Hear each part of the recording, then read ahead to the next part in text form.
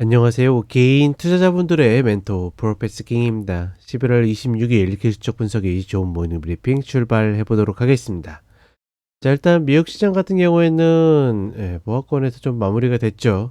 혼조에 가깝다라고 보고 있고, 전반적으로 종목들이 좀 먼저 꺾이는 모습들이 있었는데 아직까지는 그래도 괜찮다. 그러니까 여기에 제가 이제 제자리 찾아가는 중에 가지고 나스닥, 미 국채 금리, 테슬라, 비트코인 이제 모두 떨어지는 표시를 해놨는데 말 그대로 나스닥은 이렇게까지 빠지진 않았지만 일단은 빅테크들이 좀 먼저 조정을 받는 그런 모습들을 보여주고 있기 때문에 조금은 조심해야 되지 않을까 이렇게 이야기를 드리는 거고, 일단은 미 국채금리가 4.3 자리를 깨고 내려온 것은 나름 긍정적이라고 봅니다.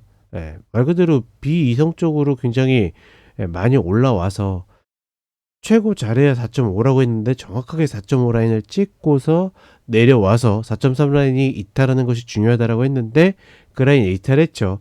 그렇기 때문에 계속 TF 같은 경우에도 쫄지 마시고 매수 매집하셔도 된다라고 이야기를 드렸던 겁니다. 뭐 그런 흐름들이 있고, 그다음에 테슬라 같은 경우에도 말 그대로 여러 가지 물론 긍정적인 요인들이 있겠지만 어떤 회사 자체의 펀더멘탈보다는 과도하게 좀 올라가는 그런 모습을 보여줬죠.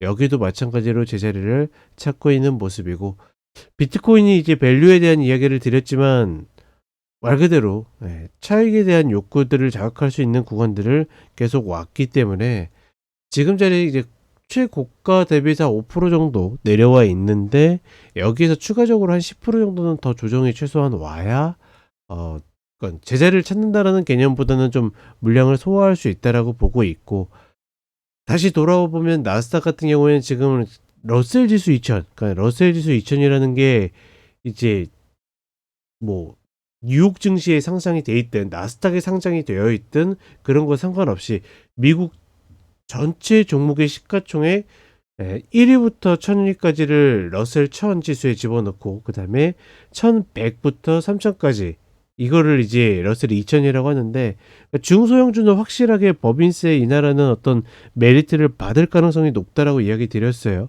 그런데 빅테크들은 오히려 이제 어떤 관세라든지 불확실성이 좀 더 크다라고 이야기 드렸죠. 그게 이제 벌써부터 엔비디아한테서 조금씩 나오는 거고, 다른 종목들도 저는 피해가기 어렵다라고 봅니다. 굳이 따지다 그러면 뭐 아마존 정도 비껴갈 수 있다라고 생각을 하는데, 어찌되었거나 빅테크들이 먼저 조금 이제 주춤하는 그런 모습들을 보이고 있기 때문에 이것이 시장 전체적으로 옮겨갈 가능성을 염두에 둔다라고 그러면 지금 자리에서 어찌되었거나 상승을 추가적으로 보고서 접근을 하는 것보다는 일단은 조정을 조금 염두에 두는 것이 맞지 않겠는가.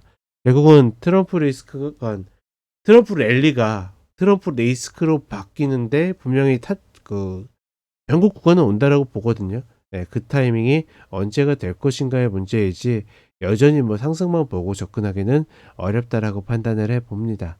뭐 이런 부분들이 있고, 한국 시장 같은 경우에는 어제 코스닥 지수적이든 종목적이든 매수 타점이라고 이야기 드렸는데 또 공교롭게도 딱 그 자리를 찍고서 반등을 하는 모습을 보여줬고, 그러니까 이런 구간에서 과감하지 못한다라고 그러면 사실상 어떤 구간이 와도 과감하기 어려울 가능성이 높다. 뭐 이렇게 판단을 하고 있습니다.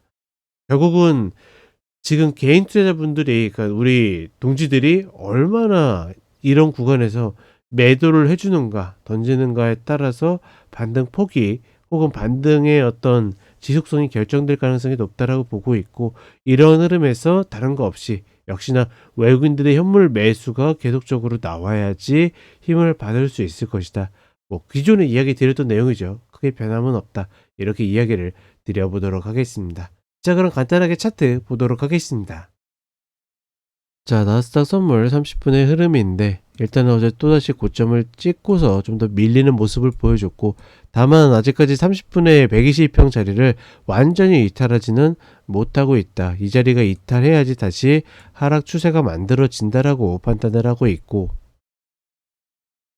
먼저 조정을 받았던 다우가 반등하고는 있지만 사실 뭐 다우가 그렇게 대표성을 띠는 지수는 아니기 때문에 나스닥을 보게 되면 일단 갭자리, 그쵸? 이 자리가 메워지고 나서 하방에 실패했기 때문에 어느 정도 반등이 나오지만 어제 이 윗꼬리 음봉이 나오면서 다시 또 아슬아슬한 흐름들이 만들어지고 있다. S&P 500 같은 경우에 고가를 갱신하는 모습을 보여줬고 어찌되었거나 단기 쌍봉, 그러니까 이 흐름이 우리 그 코스피에서 다시 한번 눌려야 된다는데 안 눌리고 올라온 부분, 그리고 코스닥은 그 자리를 눌려주고서 다시 반등하는 모습을 보여줬죠. 뭐 그런 흐름과 조금 그러니까 뒤집어서 유사한 자리라고 판단을 하셔도 무방하다, 이렇게 보고 있습니다. 그리고 그동안 과도하게 올라와 가지고 움직였었던, 정확하게 4.5 찍었죠.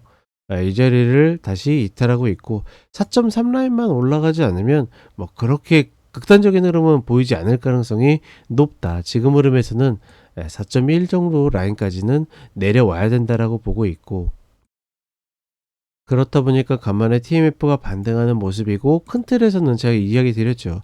이 50불 라인 아래에서는 계속 매수 매직 가능하고 45불 이런 라인에서는 말 그대로 몰빵 이상도 가능하다. 뭐 이렇게 보시면 될 것 같습니다.